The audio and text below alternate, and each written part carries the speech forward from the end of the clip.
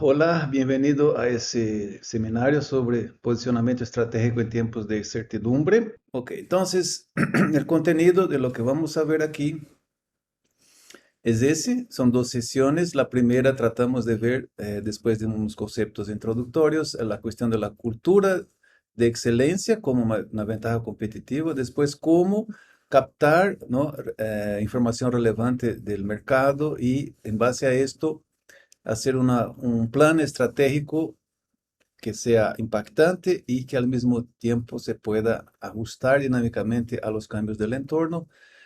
En la sección 4 hablamos de la contabilidad de throughput como un método que puede agilizar, simplificar y volver mucho más precisas las decisiones que tomamos y el impacto financiero a que les corresponde.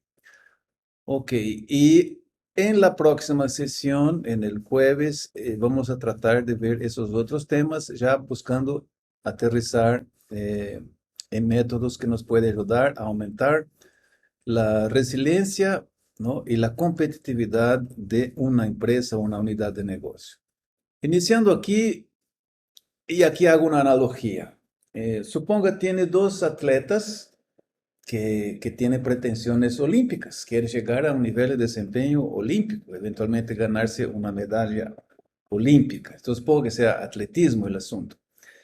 Y esos dos atletas, entonces de repente tienen una semana particularmente fría, lluviosa, impropia para el entrenamiento. Y suponga, atleta A decide, en función de las condiciones climáticas, esperar que pase el mal tiempo, entonces no entrena. El otro, al invés de eso, eh, identifica en esa semana particularmente difícil una oportunidad de entrenarse y adaptarse a condiciones extremas. Entonces, ¿cuál de los dos atletas será que tiene más chance de ganarse una medalla olímpica? No tengamos duda que es el segundo, esa actitud más proactiva, ¿no? Y de identificar una oportunidad en condiciones adversas. Pues exactamente es el dilema que estamos tratando, ¿no? Cuando tenemos una empresa en situaciones difíciles de mercado, es exactamente la misma decisión. Ok, entonces, en esta parte introductoria, ese escenario que está resumido aquí en ese slide de incertidumbre sociopolítica, económica, inestabilidad financiera, un escenario interno a la empresa inquietante, todo eso nos pone en el mismo dilema. ¿Qué podemos hacer? Y aquí aparece un conflicto que está resumido aquí en ese slide, ese dilema estratégico entre reaccionar a corto plazo, gestionando riesgos, típicamente un ambiente de severidad, de austeridad de costo, reducir costos y gastos, y dar prioridad entonces al logro de metas de corto plazo, versus el otro lado de la moneda, que es actuar a largo plazo, explotar oportunidades, invertir en la explotación de esas oportunidades y priorizar objetivos de largo plazo. Y ese es un dilema porque eso requiere tiempo, requiere que el, el equipo de liderazgo de las empresas se posicione respecto a eso. Y aquí vamos a usar, para analizar mejor esto y ofrecer una línea de solución para este dilema, una técnica que se llama la nube de conflicto, que está compuesta de 5 elementos fijos que nos dan una estructura del conflicto subyacente a un problema, a un efecto indeseable. Mientras no eliminemos ese conflicto con una solución gana-gana, el síntoma, es problema resultante, ese efecto indeseable va a seguir y va a perpetuarse en la realidad. Esa técnica es una de las herramientas, uno de los diagramas lógicos de lo que es la teoría de las restricciones de Elie Goldratt. Y esos 5 elementos de una nube de conflicto son, de un lado, objetivo común, que interesa a ambos lados del conflicto; dos, requisitos o condiciones necesarias para tener el objetivo común logrado; y a su vez, para tener los requisitos cumplidos, esas condiciones necesarias, es necesario hacer cosas, eso que estamos llamando aquí de prerequisitos. Y el conflicto se manifiesta justo en ese nivel de acciones contrapuestas que tenemos que tomar por diferentes razones. Apliquemos eso, esa estructura de análisis a nuestro caso. El efecto indeseable es esa inquietud respecto al escenario de negocio. Entonces, estamos buscando salir de este problema garantizando el crecimiento rentable del negocio. Ese es nuestro objetivo común. Para garantizar el crecimiento rentable del negocio, deberíamos proteger la rentabilidad en el corto plazo, ya que eso es lo que nos da de comer.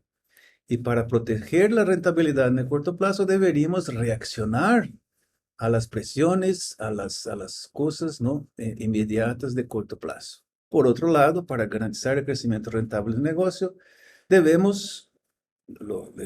equipo de liderazgo debe asegurar la rentabilidad en el largo plazo, el futuro del negocio. Y para asegurar la rentabilidad en el largo plazo, debería ese mismo equipo gerencial, equipo de liderazgo, actuar con vistas al largo plazo. Y aquí está un conflicto, ya que son las mismas personas con tiempo limitado que tienen que tratar ambas cosas. Y aquí reside el conflicto. ¿Qué es lo que priorizamos, el corto plazo o el largo plazo? Muy bien, esa técnica no apenas nos permite entender el conflicto, estructurar el conflicto, como está aquí en esos 5 elementos, sino que también dar pasos adelante hacia una solución. Y esto pasa por explicitar la forma de pensar, es una característica única de esa técnica, la forma de pensar que nos pone en el conflicto, exponiendo lo que llamamos las premisas de fondo que sostiene el conflicto, los paradigmas que sostienen el conflicto. Entonces aquí vamos a traer a flote esas premisas que a veces están ocultas y son tácitamente aceptadas por las personas involucradas. Y funciona así para exponer las premisas. Completamos la frase aquí con el por qué. Entonces, empecemos por este lado. Para proteger la rentabilidad en el corto plazo, debemos reaccionar con vistas al corto plazo porque, ahí vienen las premisas, porque la mejor forma de proteger la rentabilidad en el corto plazo es recortar costos y gastos. Cada dólar ahorrado va directo al bottom line, al resultado final. Otra razón que completa aquí la lógica de por qué debemos reaccionar con vista a corto plazo es que el logro de metas de corto plazo es siempre benéfico para la rentabilidad. Aquí estoy usando palabras fuertes, la mejor forma siempre, porque esa es una técnica del método que nos permite identificar premisas que no sean sólidas, que no sean válidas o por lo menos cuestionables. Ya. Entonces, de este otro lado, ¿cuáles son las premisas? Entonces, para asegurar la rentabilidad en el largo plazo, debemos actuar con vistas a largo plazo porque sin acciones coherentes hacia un norte estratégico de largo plazo es muy fácil desenfocarse. Y también porque sin una visión estratégica de largo plazo no es posible identificar y seleccionar las mejores oportunidades. No tendríamos un criterio para decir qué es bueno y qué es malo sin ese norte estratégico claro. Muy bien, y de este lado, por un lado deberíamos reaccionar con vistas a corto plazo, por otro lado deberíamos actuar con vistas a largo plazo. No podemos hacer las dos cosas porque premisas de fondo, porque son acciones mutuamente excluyentes o priorizamos una cosa u otra. Y también porque es el mismo equipo gerencial que tiene que hacer ambas cosas. Ahora, como parte de la técnica de análisis por esa nube de conflicto, ponemos un ojo crítico sobre esas premisas y vamos clasificando si es verdad, si es cuestionable o si de pronto es mentira. Y aquí, si ponemos ese ojo crítico, vamos a ver que estas dos premisas son cuestionables. ¿Ya? No necesariamente es así. No necesariamente la mejor forma de proteger la rentabilidad es tomar esas acciones, por ejemplo, recortes ciegos, lineares de costos y gastos.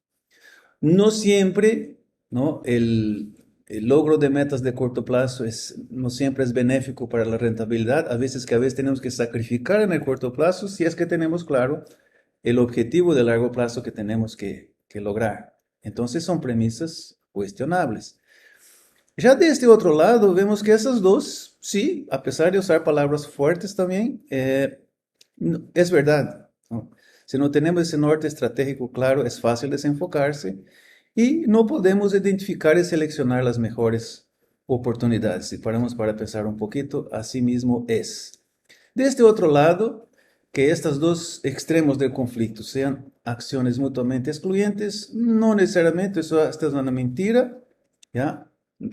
Puede ser que tengamos un grupo de personas haciendo una cosa y otro grupo de personas, los líderes, los gestores, enfocándose en otro lado. Claro que hay que prepararse para eso, de eso se trata, proponer soluciones para eso. Y el otro lado, entonces, ya como acabo de decir, no tiene que ser el mismo equipo que hace ambas cosas y se les consume todo el tiempo disponible, ¿ok? Entonces, el hecho de identificar esas premisas cuestionables aquí, según esa técnica, ¿no? Es lo que nos abre la puerta para soluciones gana-gana, del tipo gana-gana, que elimina ese conflicto por la raíz. Por otro lado, esta parte aquí del conflicto que está sólidamente soportado por premisas válidas, eso nos permite hacer una conclusión, que no podemos asegurar la rentabilidad en el corto plazo si es que dejamos de actuar con vistas a largo plazo, a un norte estratégico bien definido. Entonces, esto o sí hay que hacer. Entonces, significa que las posibilidades de romper ese conflicto está por aquí, algo que nos permita proteger la rentabilidad en el corto plazo, pero sin tener esa reacción inmediatista de corto plazo, eliminando ese prerequisito. O entonces una acción estratégica que actúe aquí, rompiendo el conflicto por aquí, será algo que nos permita hacer ambas cosas, pero sin conflicto. Pensemos un poquito más sobre esto, profundicemos el pensamiento aquí, con algunas consideraciones. Ya que esas dos premisas son cuestionables, entonces debe haber una acción estratégica que nos permita eso, proteger la rentabilidad, pero sin el inmediatismo de reacciones de corto plazo. Y aquí cabe algunas consideraciones. ¿Hasta cuándo, si vamos por esas premisas, ¿no? ¿Hasta cuándo se puede eliminar la grasa del desperdicio, lo que está de más en recursos, procesos, etcétera, pero sin comprometer los músculos, la capacidad de la empresa de reaccionar al mercado o de retomar el crecimiento cuando pase la crisis? Esta línea entre grasa y músculo es muy difícil de identificar si no tenemos buenos criterios para eso. ¿Okay? Otra cosa, hay costos y gastos que son imprescindibles, hay costos y gastos que están ocultos, que ya no les detectamos como problema, como desperdicio, hasta nos presupuestamos para cubrirlos, ¿ya? Y hay, claro, metido por ahí, si ponemos un ojo crítico en lo que estamos haciendo, hay de pronto desperdicios que no están agregando valor y podrían ser eliminados. Pero, ¿cómo hacemos, cómo podemos discernir entre esas diferentes categorías? Necesitamos de criterios, necesitamos de técnicas para poder mirar esto con más profundidad y tomar las acciones de contención de costos y gastos que sean más eficaces. Ok, ¿cómo podemos, ante diferentes propuestas, cómo podemos apreciar qué impacto tiene una idea, una propuesta, una propuesta de un proyecto, alguna iniciativa cualquiera? ¿Cuál es el impacto de esa idea específica en el resultado final del negocio? Este puente entre las decisiones que tomamos y algún aspecto del sistema de negocio y su impacto final en la rentabilidad no es algo tan trivial de hacer. ¿Okay? Pero ¿cómo podemos mejorar esto y tener una visión mucho más acertada de qué realmente nos conviene hacer y cuál va a ser el impacto en la rentabilidad? Otra, ¿qué acciones estratégicas son estas de aquí? ¿Qué línea de acción es capaz de proteger la rentabilidad ya en el corto plazo, pero sin tener como principio, como enfoque central, esa reducción ciega, lineal de costos y gastos? ¿Qué criterio podemos utilizar para hacer esto? Todas esas son respuestas que esa acción estratégica tiene que dar para que sea exitosa y nos permita proteger la rentabilidad en el corto plazo, pero sin el inmediatismo de corto plazo. Ok, entonces ya tenemos algunas consideraciones para ese tipo de acción que está aquí. De este otro lado, tenemos que buscar una acción estratégica que permita hacer ambas cosas, esa reacción de corto plazo y la acción con vistas a largo plazo, hacerlo sin conflicto, ya que esas premisas que están aquí al lado son una inválida y otra cuestionable. Entonces, de nuevo, algunas consideraciones para tener más claro cuál es esa acción estratégica, ¿no? Entonces, primer punto es que para hacer ambas cosas, ya que el entorno es muy dinámico, ¿ya? Especialmente lo que puede pasar en corto plazo, esa acción estratégica debe dar posibilidad de ser dinámicos, de ser adaptables, ¿no? En las diferentes instancias del negocio. Y esto, dado que las cosas pueden ser diferentes, los problemas, de esos inmediatismos, de esos imprevistos, pueden tener diferentes características, ser de diferentes naturalezas, necesitamos de movilizar equipos debidamente capacitados para discernir la situación y tomar mejores decisiones, pero todo ese dinamismo tiene que estar sin perder de vista la visión de largo plazo, que si no nos perdemos fácilmente. Y esto, mis señores, esto requiere líderes visionarios más que buenos gestores. Requiere un fuerte compromiso hacia una visión, hacia ciertos principios, y esto es lo que se puede definir como el rol de un líder visionario más allá de un simple rol de un gestor o de un administrador de recursos. Ok, dadas esas consideraciones, entonces, ¿cuáles serían acciones estratégicas que llamamos en ese método de inyecciones que de nuevo podemos inyectar en la realidad para eliminar este conflicto y eliminar como consecuencia el efecto indeseable resultante? Y esas dos líneas son estas, ¿no? Como propuesta. De un lado, concebir e implementar con sentido de urgencia acciones estratégicas que se ajusten dinámicamente a los cambios del entorno, pero sin jamás perder de vista la visión de largo plazo.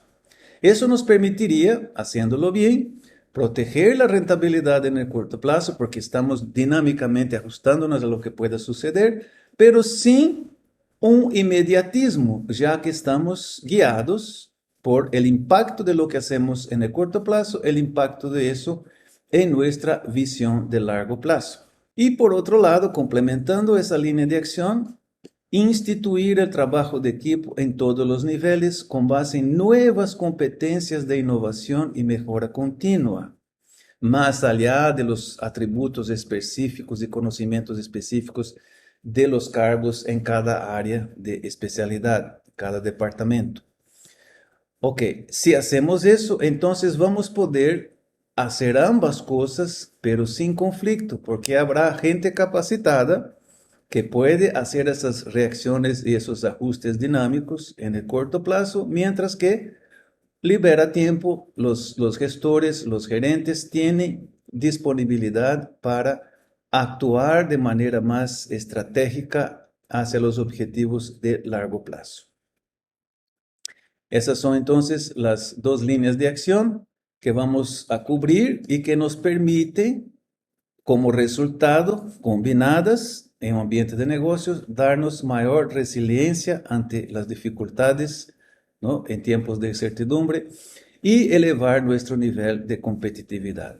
En esta primera sesión vamos a cubrir esta parte, comentar con más detalle las métodos, técnicas, conceptos que nos pueden ayudar en esta primera acción estratégica, y en el jueves, en la segunda sesión, vamos a hacer esta otra parte, detallar más esto aquí, cómo exactamente se puede hacer, qué métodos, qué técnicas nos ayudan a volver esto una realidad. Avancemos aquí en esta primera sección sobre esta primera acción estratégica, ¿no? El tema de la estrategia basada en una visión de largo plazo, ¿no? En un estado ideal de desempeño que se busca. Okay. Y eso aquí nos pone en esta línea de acción: concebir e implementar con sentido de urgencia acciones estratégicas que se ajusten dinámicamente a los cambios del entorno, pero sin jamás perder de vista la visión de largo plazo. Bueno, aquí menciona una visión de largo plazo, pero ¿cuál es exactamente esa visión de largo plazo? ¿Cuál es ese estado ideal de desempeño que buscamos para el futuro de la organización? ¿No? Entonces, eso tiene que ser claramente definido, ¿ok? Y esto va más allá de la simple declaración de valores, misión, como es popular, digamos, en muchas empresas. Está lindo, ¿no?, en la declaración, pero si ves entre lo que se predica y lo que se hace, a veces hay una brecha importante, ¿ok? Otro, ¿cómo exactamente, cómo podemos establecer ese plan estratégico, ¿no?, a partir de una visión sistémica, ¿no? Y aquí es necesario ir más allá y romper, no ir más allá, romper con ese tradicional despliegue de metas numéricas a departamentos, áreas e individuos, porque eso es lo que yo llamo el paradigma de la fragmentación, ¿ya? El resultado global de un sistema de negocio no es la adición de esfuerzos aislados en las áreas, departamentos e individuos de la organización. Se trata de un flujo sistémico, integrado de actividades. Entonces, si intentamos obtener esos resultados que muchas veces traspasan y depende de la interacción sistémica de las diferentes partes del negocio. Si queremos eso, pero lo que hacemos es medir áreas, medir departamentos, medir individuos, eso nos pone en un choque, ¿ya? Entonces, no es por esta vía, y eso voy a comentar en más detalles enseguida, ¿ya? Tampoco es el clásico business plan detallado mes a mes, cuánto vamos a vender hasta el último centavo, tenemos todo previsto, pero sabemos que la realidad no se ajusta a nuestras intenciones, ¿no?, en una hoja de Excel, ¿ya? Entonces, ¿cómo hacer ese plan estratégico dinámico? Esa es una pregunta que tenemos que responder. Y además, ¿cómo ajustar dinámicamente el plan? Sabemos que lo que hoy planificamos, mañana puede ya no ser válido. Las cosas cambian, ¿no? Entonces, y esto no es el tradicional análisis de variaciones, donde mantenemos fijo algo que establecimos al inicio de un proyecto o de un plan estratégico, ¿ya? Ese plan de negocios, por ejemplo. Mantenemos eso fijo, no importa lo que pase, y ahí vamos viendo desviaciones respecto a ese plan. El camino no es ese, porque ese ajuste dinámico debería reconocer que a veces nuestras premisas iniciales ya no son válidas y por lo tanto tenemos que repensar completamente el plan desde el inicio, ¿ya? Entonces, por esa simple lámina aquí podemos entender que lo que buscamos y lo que necesitamos para que esta acción estratégica de arriba sea efectiva, necesitamos romper con mucha cosa que tenemos enchufada en la mente como forma tradicional de hacer las cosas. Comentando un poquito sobre esa segunda línea de acción, ¿ya?, que sale de esta nube de conflicto.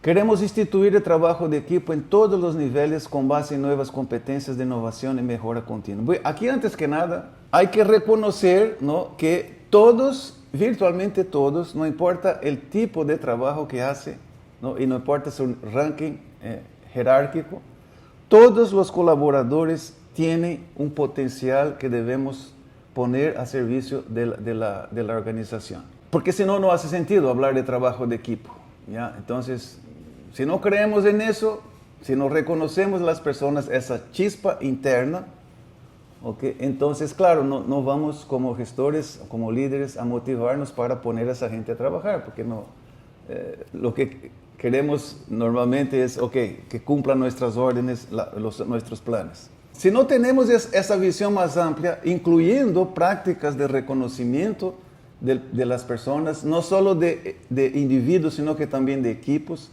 si no tenemos un esquema, yo diría, más que incentivo monetario, prácticas de reconocimiento de las personas, todo eso también puede fracasar, ¿no?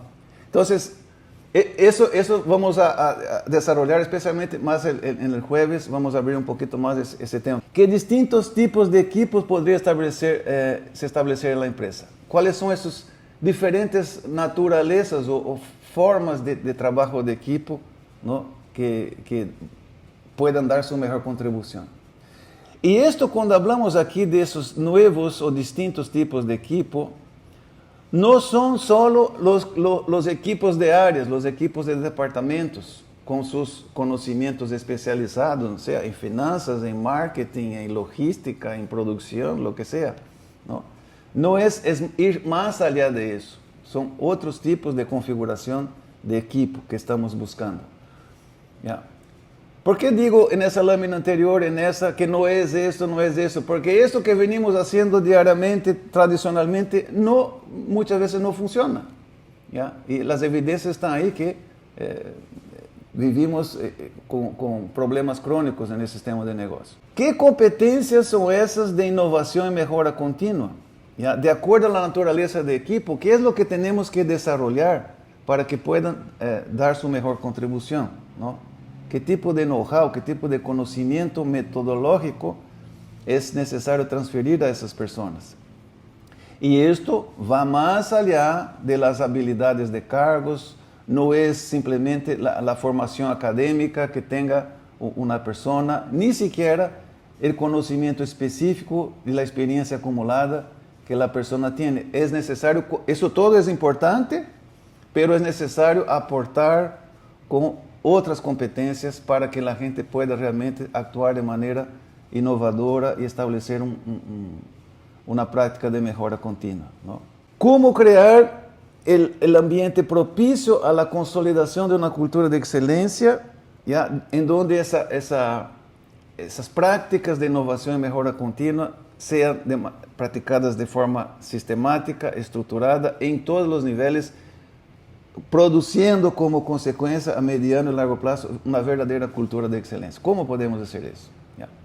Entonces, todo eso son cosas detalles que tenemos que incorporar en esa línea de acción aquí de arriba. Por eso es que dedicamos la segunda sesión a ese tema.